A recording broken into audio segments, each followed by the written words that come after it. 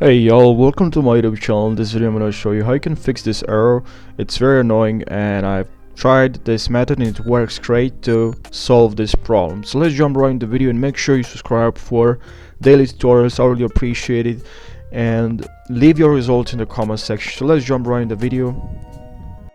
So this method is the method I've tried myself and it worked the best. So what you have to do is to head over to Valorant and right click and then go to properties and then go to compatibility, and here in compatibility make sure you disable full screen optimization and also enable run this program as administrator, and also go to change high DPI settings, and here make sure you check this button, override high DPI scaling behavior, scaling performed by application. Now click on OK, apply and okay.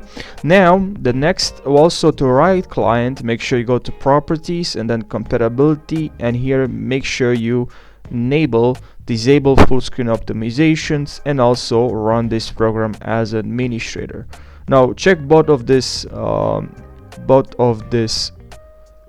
and then click on apply and okay. That's what you have to do to fix this problem. Thank you for watching this video, and now you can enjoy the game. And also make sure you subscribe for more tutorials, and I'll see you now in the next video. Take care.